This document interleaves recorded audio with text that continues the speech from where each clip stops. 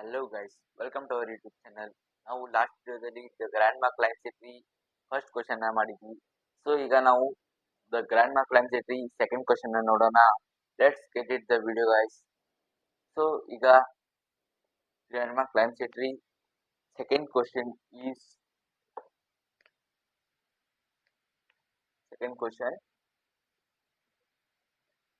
poet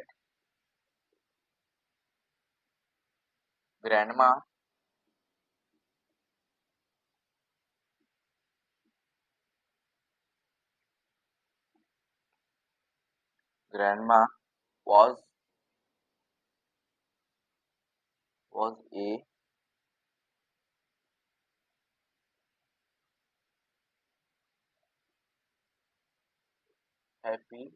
a happier in. So guys, the question is poet grandma was a happier in. So ಈ question ನ ನಾವು ಏನಂತೆ ತಿಳ್ಕೊಬೇಕಂದ್ರೆ, poets ಅಂದ್ರೆ ಕತೆ ಹೇಳುತ್ತೆ, ಗ್ರ್ಯಾಂಡ್ ಮಾ ಹ್ಯಾಪಿ ಎದರಲ್ಲಿ ಅಂದ್ರೆ ಅವ್ರ ಸಂತೋಷ ಎದರಲ್ಲಿತ್ತು ಅಂತ ಈ ಕ್ವಶನ್ ನ ಅರ್ಥ ಆಗುತ್ತೆ guys. Poet grandma was a happier in.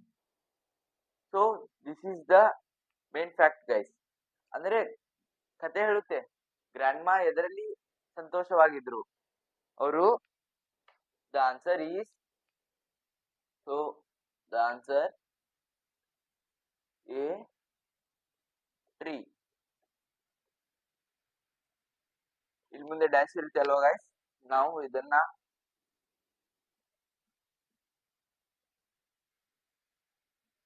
A tree ಅಂತ ತುಂಬಿದ್ರೆ ಮುಗೀತು. ಸೊ ಈಗ ಇದು ಪೂರ್ಣ ವಾಕ್ಯ ಸೆಂಟೆನ್ಸ್ ಆಗುತ್ತೆ ಗೈಸ್. ಸೊ ಇದನ್ನ ಕ್ವಶನ್ ಮಾರ್ಕ್ ನ ತೆಗೆದು ಬಿಡಿ. So poets grandma was a happier in a tree. So this is the sentence guys. So ಇದು ಎರಡನೇ ಪ್ರಶ್ನೆ guys. This is the our second question guys. So ನಾವು ಇದರಲ್ಲಿ ನಾವು ಏನನ್ನ ತಿಳ್ಕೊಬೇಕಂದ್ರೆ, ಇದರಲ್ಲಿ ಏನು ಇಲ್ಲ ಗೈಸ್, ಸಿಂಪಲ್. ಈಗ poet grandma was a happier in a tree. ಈಗ ನೀವು ಯಾವ್ದಾದ್ರು ಪೋಯಮ್ ಸಮಥಿಂಗ್ ಯಾವ್ದಾದ್ರು ಇರುತ್ತೆ ಅಲ್ವಾ, ಅವಾಗ ನೀವು ಅದನ್ನೊಂದು ಯೂನಿಟ್ ತರ ಯೋಚನೆ ಮಾಡ್ಬೇಡಿ. ಸುಮ್ಮನೆ ಅದನ್ನೊಂದು ಸ್ಟೋರಿ ತರ ನೀವು ನೆನಪಲ್ಲಿ ಇಟ್ಕೊಂಡ್ರೆ ಸಾಕು. ಈಗ ಆರಾಮಾಗಿ ನೆನಪಲ್ಲಿ ಇಟ್ಕೊಳ್ಳಿ. ಸೊ ಆ ಸ್ಟೋರಿ ನಿಮ್ಮ ಎಕ್ಸಾಮ್ ಅಲ್ಲಿ ಹೀಗೆ ಬರೆಯಪ್ಪ ನೀನು ಅಂತ ನಿಮ್ಗೆ ಏನು ಇರೋದಿಲ್ಲ ರಿಸ್ಟ್ರಿಕ್ಷನ್ಸ್. ಇಂಗ್ಲಿಷ್ ಸೈನ್ಸ್ ಏನ ಎ ಟು ಜೆಡ್ ಡೆಕೋರೇಟ್ ಬರಿಬಹುದು. ಇಂಗ್ಲಿಷ್ ನಾವು ಏನ್ ಮಾಡಿದ್ರುವೆ ನಮ್ ನಮ್ ಫೀಲಿಂಗ್ಸ್ ನ ಈಗ ನಾವು ಹೆಂಗಿರ್ತಾನೆ ಹಾಗೆ ನಾವು ಬರ್ಕೊಳ್ಬಹುದು ಗೈಸ್. ಈಗ poet grandma was a happier A tree.